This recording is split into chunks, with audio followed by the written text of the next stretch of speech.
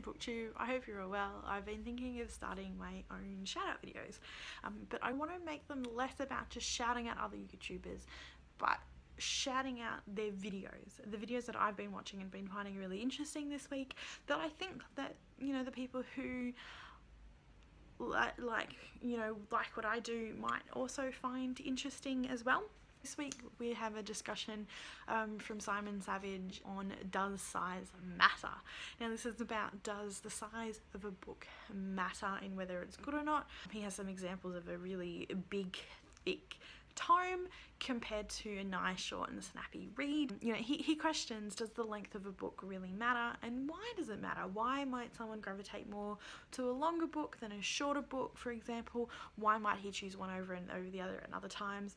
I know for myself, sometimes I really do just want a really short book. Maybe I'm in the middle of a series and I'm breaking it up, so I'm reading something short and sweet in between, or I've just got a really busy, you know, week going on, and it's like, okay, well, I'm only going to be able to read this one book maybe.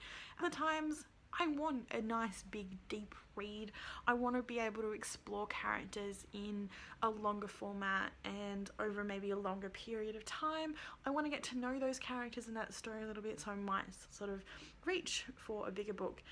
I'm not adverse to either one or the other. We all know I love short stories, and I love that short and snappy of a short story, and I always love that, always wanting more. But you know, with a bigger book, you know, it's nice to take that adventure a little bit deeper and a little bit longer. So I suggest checking out Simon's video. So the next video that I want to talk about is, it was just a short video, I loved it, is Dane reads Enid Blyton's 5 Bookish Facts. I grew up reading Enid Blyton, so it was really nice to delve a little bit more into who she was and the woman behind the books, and not just about the scandal that Enid Blyton's books really have nowadays, in terms of they're not seen the same way and as innocent as they once were. So that's worth checking out. The next thing that I want to talk about is a bit of a discussion that I've been hearing over the last week or so on BookTube about BookTube burnout and why that might happen to some people. I find this really interesting because I'm really still new to BookTube. One of my challenges really is about finding the time and finding the content to talk about books. So I found listening to some of the people that I'm about to mention come from their perspective is really quite interesting. All 4 of them actually come from very different perspectives on this. That's really quite informational and educational to me. Also, like, how can I learn from what they're experiencing, and how can I make sure that if I do experience this, what can I do? How can I prepare? So the first one is Hailey in Bookland. She talked about how she wants to make a change to some of the videos that she's been making recently. She's feeling a little bit burnt out, making the same content over and over again. She wants to change. I fully support that. You should be making the videos that you want to be making. You should be making the content that makes you happy. This should not feel like a chore. We're all here because we're passionate about what we do. We love what we do. It's the passion that what continues to bring us here every week. So I fully support that.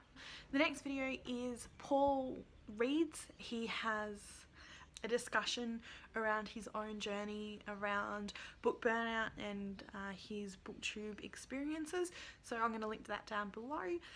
The next one as well is Peter Loves Books. Peter's been doing BookTube for about 2 years. I love watching him. He's just so full of enthusiasm for what he does and what he talks about.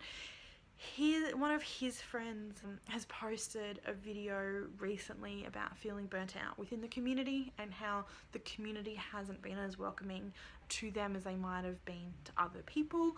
Peter talks a little bit about that, talks about burnout as well. A lot of the advice across all of these 3 is you do you, which is important. Everyone really should just be doing them. In a little bit of contrast to that is Adrian over at Striped Lit. He did a question maybe about a week or so ago. He does he answered a question on Ask Adrian Anything about what his idea of the future of BookTube is, and I found that really interesting in terms of growth, community of growth in terms of a business model of BookTube, and what he might envision that to be, where sort of booktubers come in the last couple of years, whether that's come a long way or it hasn't. The comments in that are really quite interesting. He does have an amendment video as well where he takes it a little bit further in 6.5.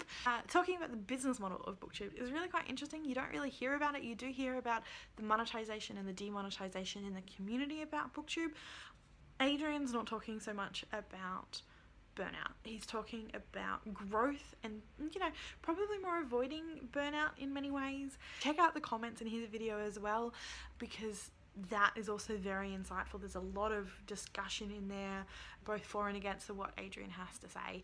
And last but not least, Stephen Donoguhe is doing a Sunday read along at the moment. He's reading the 4 Gospels. So he's reading them as historical text rather than a religious text. So if these were discovered today, what sort of historical point and perspective and context would they have rather than the religious context they have now?